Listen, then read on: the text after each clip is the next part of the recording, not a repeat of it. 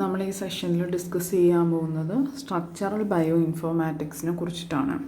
Structural bio informatics എന്ന് പറഞ്ഞാൽ നമ്മൾ മെയിനായിട്ട് കമ്പ്യൂട്ടേഷണൽ ടൂൾസ് ഉപയോഗിച്ച് മാക്രോ മോളിക്യൂൾസിൻ്റെ സ്ട്രക്ചറുകൾ കണ്ടുപിടിക്കുന്ന ആ ഒരു ബ്രാഞ്ചിനെയാണ് നമ്മൾ സ്ട്രക്ചറൽ ബയോ ഇൻഫോർമാറ്റിക്സ് എന്ന് പറയുന്നത്.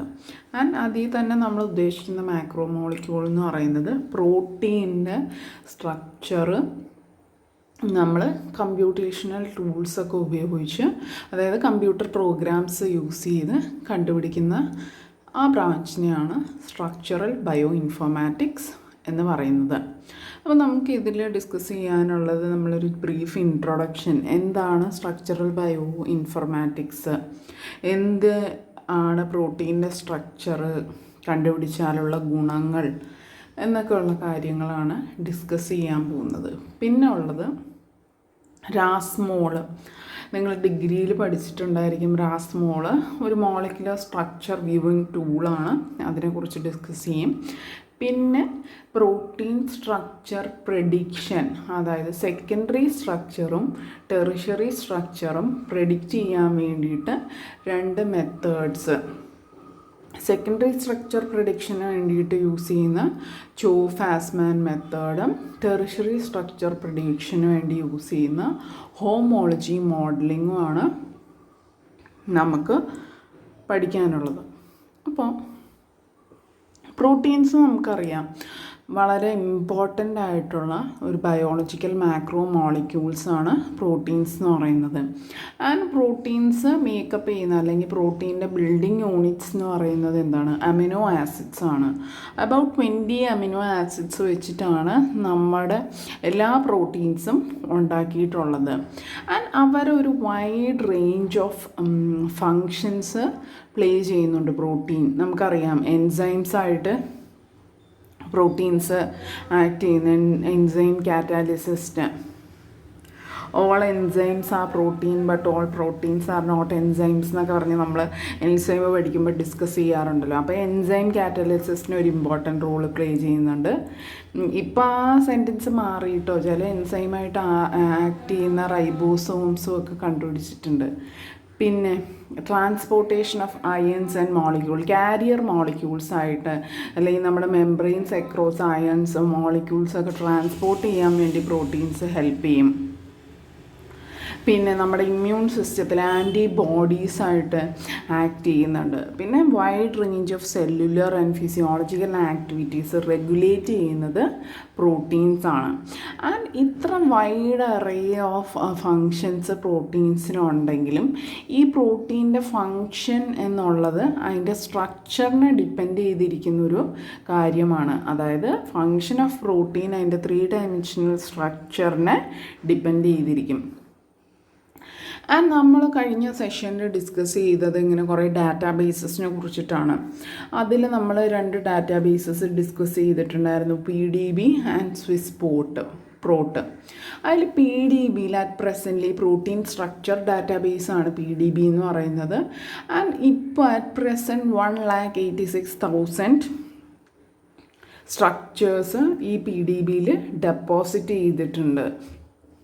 ബട്ട് നമ്മൾ പ്രോട്ടീൻ്റെ സീക്വൻസ് നോക്കുകയാണെങ്കിൽ അമിനോ ആസിഡ് അറേഞ്ച്മെൻറ്റ് അറിയാവുന്ന proteins more than 80 million present ആണ്.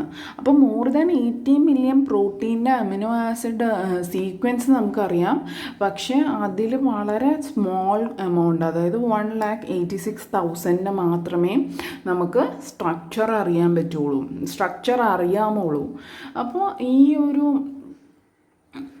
2017 ഡാറ്റയാണിത്. അപ്പോൾ ഈ പ്രോട്ടീൻ്റെ സ്ട്രക്ചർ എലൂസിഡേഷൻ അല്ലെങ്കിൽ സ്ട്രക്ചർ കണ്ടുപിടിക്കുന്ന ആ സമയത്ത് ആൻഫിൻസെൻ എന്നും പറഞ്ഞിട്ട് ഒരു സയൻറ്റിസ്റ്റ് 1973 പറഞ്ഞൊരു കാര്യമാണ്. അതായത് നമുക്കൊരു പ്രോട്ടീൻ്റെ അമിനോ ആസിഡ് സീക്വൻസ് നമുക്കറിയാമെങ്കിൽ അതിൻ്റെ സ്ട്രക്ചർ എന്താണെന്നുള്ളത് കണ്ടുപിടിക്കാനുള്ള ഡീറ്റെയിൽസ് എല്ലാം ഈ അമിനോ ആസിഡ് സീക്വൻസിൽ നിന്ന് തന്നെ നമുക്ക് കിട്ടാൻ പറ്റും.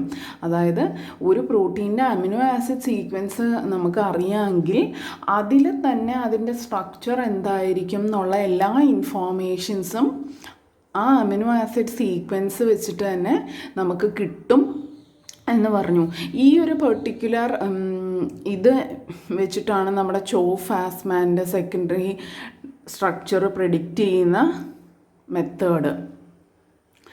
ആൻഡ് ഈ ഒരു സ്ട്രക്ചർ നമ്മൾ പ്രോട്ടീൻസിൻ്റെ കണ്ടുപിടിക്കുക എന്നുള്ളത് കമ്പ്യൂട്ടേഷണൽ ബയോളജീൻ്റെ ഒരു ലോങ് സ്റ്റാൻഡിങ് ആയിട്ടുള്ള ഗോളാണ്. എന്തെന്ന് വെച്ചാൽ നമുക്ക് 80 മില്യണോളം പ്രോട്ടീനുകളുടെ സീക്വൻസ് അറിയാം, പക്ഷേ സ്ട്രക്ചർ അറിയാവുന്ന ആകെ 1,86,000 പ്രോട്ടീൻസ് മാത്രമേ ഉള്ളൂ. അപ്പോൾ ഇത്രയും ഡാറ്റ നമ്മുടെ കയ്യിൽ ഉണ്ട്. അതപ്പോൾ പെട്ടെന്ന് തന്നെ നമുക്ക് അതിൽ നിന്ന് ഇൻറ്റർപ്രറ്റ് ചെയ്ത് റിസൾട്ട് കണ്ടുപിടിക്കണം. അപ്പോൾ ഈ പ്രോട്ടീൻ സ്ട്രക്ചർ കണ്ടുപിടിക്കുക എന്നുള്ളത് ഈ കമ്പ്യൂട്ടേഷണൽ ബയോളജീൻ്റെ ഒരു ലോങ് സ്റ്റാൻഡിങ് ഗോളാണ്. നമുക്ക് നോക്കാം ഇനി എന്തൊക്കെയാണ് ഈ സ്ട്രക്ചർ, പ്രോട്ടീൻ സ്ട്രക്ചർ നമ്മൾ അറിയാമെങ്കിൽ അതുകൊണ്ട് എന്തൊക്കെ അഡ്വാൻറ്റേജസ് ഉണ്ട്, എന്തൊക്കെ കാര്യങ്ങൾ നമുക്ക് മനസ്സിലാക്കാൻ പറ്റും. നമുക്ക് പ്രോട്ടീൻ സ്ട്രക്ചർ അറിയാമെങ്കിൽ അതിൻ്റെ തമ്മിലുള്ള റെസിഡ്യൂസിൻ്റെ ഇൻട്രാക്ഷൻസ് അറിയാൻ പറ്റും. പിന്നെ പ്രോട്ടീൻസ് എങ്ങനെയാണ് ഫോൾഡ് ചെയ്യുന്നത്, അതിൻ്റെ ഫോൾഡിങ് മെക്കാനിസം മനസ്സിലാക്കാൻ പറ്റും. പിന്നെ ഫോൾഡിങ് അൺഫോൾഡിങ് റേറ്റ്സ് മനസ്സിലാക്കാൻ പറ്റും. ഒരു പ്രോട്ടീൻ എത്രത്തോളം സ്റ്റേബിൾ ആണെന്നുള്ളത് മനസ്സിലാക്കാൻ പറ്റും. പിന്നെ മ്യൂട്ടേഷൻസ് വന്നു കഴിഞ്ഞാൽ അതിൻ്റെ സ്റ്റെബിലിറ്റീനെ അതെങ്ങനെ അഫക്റ്റ് ചെയ്യും, ആ കാര്യങ്ങൾ മനസ്സിലാക്കാൻ പറ്റും. പിന്നെ പ്രോട്ടീൻ തമ്മിൽ റെക്കഗ്നൈസ് ചെയ്യുന്ന മെക്കാനിസം എന്താണെന്ന് മനസ്സിലാക്കാൻ പറ്റും. പിന്നെ പ്രോട്ടീനും വേറെ പല ന്യൂക്ലിക് ആസിഡ്സും ലിഗാൻസുമായിട്ട് എങ്ങനെയാണ് കോംപ്ലക്സസ് ഫോം ചെയ്യുന്നതെന്നുള്ള കാര്യങ്ങൾ മനസ്സിലാക്കാൻ പറ്റും. ഇതുകൂടാണ്ട് ഡ്രഗ് ഡിസൈനിങ്ങിനും ഈ പ്രോട്ടീൻ്റെ സ്ട്രക്ചർ അറിയുന്നത് നമ്മളെ ഹെൽപ്പ് ചെയ്യും. ഇനി നമ്മൾ പ്രോട്ടീൻ്റെ സ്ട്രക്ചർ എടുക്കുകയാണെങ്കിൽ നമുക്ക് 4 ലെവൽസ് ഉണ്ടെന്ന് പറയാൻ പറ്റും. Protein structure primary structure, secondary structure, tertiary and quaternary structure. അതിൽ സെക്കൻഡറി സ്ട്രക്ചറും ടെറിഷറി സ്ട്രക്ചർ പ്രഡിക്ഷനുമാണ് നമുക്ക് പഠിക്കാനുള്ളത്. അപ്പോൾ 4 ലെവലിൽ നമുക്ക് പ്രോട്ടീൻ സ്ട്രക്ചർ പറയാൻ പറ്റും.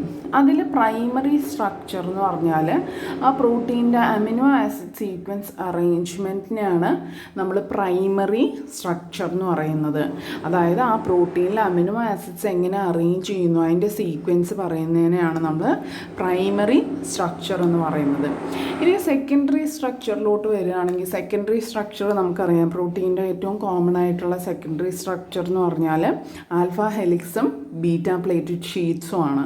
ആൻഡ് ഈ ഒരു അമിനോ ആസിഡ്സിൻ്റെ റെസിഡ്യൂസ് തമ്മിലുള്ള ഇൻട്രാക്ഷൻസ്, അമിനോ ആസിഡിൻ്റെ കാർബോക്സിലിക് ഗ്രൂപ്പ് അല്ലെങ്കിൽ അമൈഡ് ഗ്രൂപ്പ് തമ്മിലുള്ള ഇൻട്രാക്ഷൻസ് കാരണം ആ ഒരു പെർട്ടിക്കുലർ സീക്വൻസ് ഫോം ചെയ്യുന്ന 2 സ്ട്രക്ചേഴ്സാണ് ആൽഫ ഹെലിക്സും ബീറ്റ സ്ട്രാൻഡ്സും. ഇതാണ് സെക്കൻഡറി സ്ട്രക്ചർ എന്ന് പറയുന്നത്.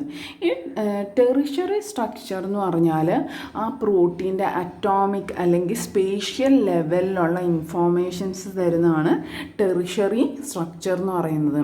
അപ്പോൾ പ്രൈമറി, സെക്കൻഡറി, ടെറിഷറി എന്ന് പറഞ്ഞാൽ ഒരു സിംഗിൾ പോളി പെപ്റ്റൈഡിനെ ബേസ് ചെയ്ത് നമ്മൾ പറയുകയാണ്. ഇനി ഒന്നിൽ കൂടുതൽ പോളി പെപ്റ്റൈഡുകൾ കമ്പൈൻ ചെയ്തിട്ട് ഒരു മൾട്ടി സബ് യൂണിറ്റ് ആയിട്ടുള്ള പ്രോട്ടീൻ ഉണ്ടാവുകയാണെങ്കിൽ ആ സ്ട്രക്ചറിനെയാണ് നമ്മൾ ക്വാട്ടർണറി സ്ട്രക്ചർ എന്ന് പറയുന്നത്. അതായത് 2ലധികം പോളിപെപ്റ്റൈഡുകൾ തമ്മിലുള്ള അസോസിയേഷൻ കാരണം ഫോം ചെയ്യുന്ന മൾട്ടി സബ് യൂണിറ്റ്സ് ആയിട്ടുള്ള പ്രോട്ടീൻ്റെ സ്ട്രക്ചറിനെയാണ് നമ്മൾ ക്വാട്ടർണറി സ്ട്രക്ചർ എന്ന് പറയുന്നത്. അപ്പോൾ ഈ 4 ലെവൽസ് ആയിട്ടാണ് നമുക്ക് പ്രോട്ടീൻ സ്ട്രക്ചർ പറയാൻ പറ്റുന്നത്. Primary, secondary, tertiary and quaternary structure. അപ്പോൾ ഇതിൽ നമുക്ക് സെക്കൻഡറി സ്ട്രക്ചർ ചോ ഫാസ്മാൻ മെത്തേഡും ടെറിഷറി സ്ട്രക്ചർ ഹോമോളജി മെത്തേഡുമാണ് പഠിക്കാനുള്ളത്. അപ്പോൾ ആൻഫിൻസൺ പറഞ്ഞ പോലെ നമുക്കൊരു പ്രോട്ടീൻ്റെ അമിനോ ആസിഡ് സീക്വൻസ് അറിയാമെങ്കിൽ അതിൻ്റെ സ്ട്രക്ചർ ഭയങ്കര പെട്ടെന്ന് തന്നെ കണ്ടുപിടിക്കാൻ പറ്റും. അപ്പോൾ ഈ ചോ ഫാസ്മാൻ മെത്തേഡിൽ എന്താണെന്ന് വെച്ചാൽ 20 അമിനോ ആസിഡ്സ് വെച്ചിട്ടാണ് ഈ പ്രോട്ടീൻസ് ഉണ്ടാക്കിയേക്കുന്നതെന്ന് പറഞ്ഞു. അപ്പോൾ ഈ ആൽഫ നമുക്ക് ഓൾറെഡി സ്ട്രക്ചർ അറിയാവുന്ന ടൈപ്പ് പ്രോട്ടീൻസ്, അതായത് അത് ബീറ്റ പ്ലേറ്റഡ് ഷീറ്റ് ആണോ ആൽഫ ഹെലിക്സ് ആണോ ഫോം ചെയ്യുന്നതെന്ന് അറിയാവുന്ന പ്രോട്ടീൻ്റെ ഇപ്പോൾ ആൽഫ ഹെലിക്സ് ഫോം ചെയ്യുന്ന പ്രോട്ടീൻ ആണെങ്കിൽ അതിൽ ഏതൊക്കെ അമിനോ ആസിഡാണ് കൂടുതലായിട്ടുള്ളത്, അങ്ങനെ വെച്ചിട്ട് ഓരോ അമിനോ ആസിഡിൻ്റെയും പോസിബിലിറ്റി, എന്ത് സ്ട്രക്ചറാണ് അത് കൂടുതൽ പ്രിഫർ ചെയ്യുന്നത്, ആൽഫ ഹെലിക്സ് ആണോ ബീറ്റ പ്ലേറ്റഡ് ഷീറ്റ് ആണോ എന്നുള്ളത് നമ്മൾ കണ്ടുപിടിക്കുന്നു. അതായത് നോൺ ആയിട്ടുള്ള സ്ട്രക്ചർ വെച്ചിട്ട് ആൽഫ ഹെലിക്സും ബീറ്റ പ്ലേറ്റഡ് ഷീറ്റ്സും ഫോം ചെയ്യുന്ന പ്രോട്ടീൻസ് വെച്ചിട്ട് അതിൽ ആൽഫ ഹെലിക്സ് ഫോം ചെയ്യുന്നതിൽ ഏത് അമിനോ ആസിഡ്സ് ആണ് കൂടുതലുള്ളത്, ഏതാണ് കുറവുള്ളത്, ബീറ്റ പ്ലേറ്റഡ് ഷീറ്റ് ഫോം ചെയ്യുന്നതിൽ ഏതാണ് കൂടുതലുള്ളത്, ഏതാണ് കുറവുള്ളതെന്നുള്ള ഒരു ടേബിൾ പോലെ നമ്മൾ ഉണ്ടാക്കിയിട്ടുണ്ട്. അപ്പോൾ ഒരു പെർട്ടിക്കുലർ അമിനോ ആസിഡ് വന്നു കഴിഞ്ഞാൽ മെത്തിയോണിൻ എടുക്കുകയാണെങ്കിൽ അതിന് ഏത് സ്ട്രക്ചർ ഫോം ചെയ്യാനാണ് കൂടുതൽ അഫിനിറ്റി ഉള്ളത്, ആൽഫ ഹെലിക്സ് ആണോ ബീറ്റ ഷീറ്റ് ആണോ എന്നുള്ളത് നോക്കും. അതിൻ്റെ ബേസിസിൽ നമുക്ക് ഉള്ള സീക്വൻസിൽ ഏതൊക്കെ അമിനോ ആസിഡ്സ് വന്നിട്ടുണ്ട്, അതിന് എന്താണ് അഫിനിറ്റി കൂടുതലുള്ളത്, ആൽഫ ഹെലിക്സ് ഫോം ചെയ്യാനാണോ അഫിനിറ്റി കൂടുതൽ, അല്ലെങ്കിൽ ബീറ്റ ഷീറ്റ് ഫോം ചെയ്യാനാണോ അഫിനിറ്റി കൂടുതൽ എന്നുള്ളത് ഈ ടേബിൾ വെച്ചിട്ട് നമ്മൾ പ്രെഡിക്റ്റ് ചെയ്യുന്നതാണ് ചോ ഫാസ്മാൻ മെത്തേഡ് എന്ന് പറയുന്നത്. ആൻഡ് ടെറിഷ്യറി സ്ട്രക്ചർ പ്രഡിക്ഷൻ മെത്തേഡാണ് ഹോമോളജി മെത്തേഡ് എന്ന് പറയുന്നത്. അപ്പോൾ ഹോമോളജി മെത്തേഡിൽ എന്താ ചെയ്യുന്നതെന്ന് വെച്ചാൽ നമുക്കൊരു സ്ട്രക്ചർ അറിയാത്ത ഒരു പ്രോട്ടീൻ സീക്വൻസ് നമ്മുടെ കയ്യിലുണ്ടെന്ന് വയ്ക്കാം. നമുക്ക് സ്ട്രക്ചർ അറിഞ്ഞുകൂടാ, സീക്വൻസ് കറക്റ്റായിട്ട് അറിയാം. നമ്മൾ ഈ സീക്വൻസിനെ കമ്പയർ ചെയ്യുകയാണ് ഓൾറെഡി സ്ട്രക്ചർ അറിയാവുന്ന ടൈപ്പ് പ്രോട്ടീൻസിൻ്റെ സീക്വൻസുമായിട്ട് നമ്മുടെ അൺനോൺ സ്ട്രക്ചറുള്ള പ്രോട്ടീൻ്റെ സീക്വൻസ് നമ്മൾ കമ്പയർ ചെയ്യുന്നു. അങ്ങനെ കമ്പയർ ചെയ്യുമ്പോൾ നമ്മുടെ അൺനോൺ സ്ട്രക്ചറുള്ള സീക്വൻസിന് സിമിലർ ആയിട്ടുള്ള സീക്വൻസ് ഉണ്ടെങ്കിൽ, അതായത് സിമിലറായിട്ട് സീക്വൻസ് ഉള്ള സ്ട്രക്ചർ അറിയാവുന്ന പ്രോട്ടീൻ ഉണ്ടെങ്കിൽ ആ സീക്വൻസ് ഉണ്ടാകുന്ന സ്ട്രക്ചറിന് സിമിലർ ആയിരിക്കും നമ്മുടെ സീക്വൻസിൻ്റെയും സ്ട്രക്ചർ എന്നുള്ള ബേസിസിൽ സ്ട്രക്ചർ പ്രെഡിക്റ്റ് ചെയ്യുന്നതിനാണ് നമ്മൾ ഹോമോളജി മെത്തേഡ് എന്ന് പറയുന്നത്. അതായത് ഏകദേശം ഒരു 50-60% സിമിലാരിറ്റി ഉള്ള സീക്വൻസുകൾ, അമിനോ ആസിഡ് സീക്വൻസ് ഏകദേശം ഒരേപോലെ സ്ട്രക്ചറുകളായിരിക്കും ഫോം ചെയ്യുന്നതെന്നുള്ള ബേസിസിൽ നമ്മൾ സ്ട്രക്ചർ പ്രെഡിക്റ്റ് ചെയ്യുന്നതിനെയാണ് നമ്മൾ ഹോമോളജി പ്രെഡിക്ഷൻ എന്ന് പറയുന്നത്. അപ്പോൾ സ്ട്രക്ചർ അറിയാത്ത സീക്വൻസിനെ നമ്മൾ സ്ട്രക്ചർ അറിയാവുന്ന പ്രോട്ടീൻസിൻ്റെ സീക്വൻസുമായിട്ട് കമ്പയർ ചെയ്യുന്നു. അതിന് ഏതുമായിട്ടാണ് കൂടുതൽ സിമിലാരിറ്റി ഉണ്ടാകുന്നത് ചെക്ക് ചെയ്യുന്നു. അപ്പോൾ ആ സിമിലാരിറ്റി കൂടുതൽ 50-60% കൂടുതൽ സിമിലാരിറ്റി ഉണ്ടെങ്കിൽ ആ സ്ട്രക്ചർ എന്ത് ഷേപ്പാണോ ഫോം ചെയ്യുന്നത് അതേ ഷേപ്പ് അല്ലെങ്കിൽ സ്ട്രക്ചർ ആയിരിക്കും നമ്മുടെ ഈ അൺനോൺ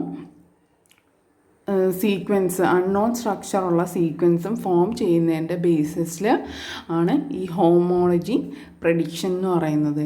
ഇത് നമുക്ക് ഡീറ്റെയിൽ ആയിട്ട് അടുത്ത സെഷനിൽ നോക്കാം. Thank you.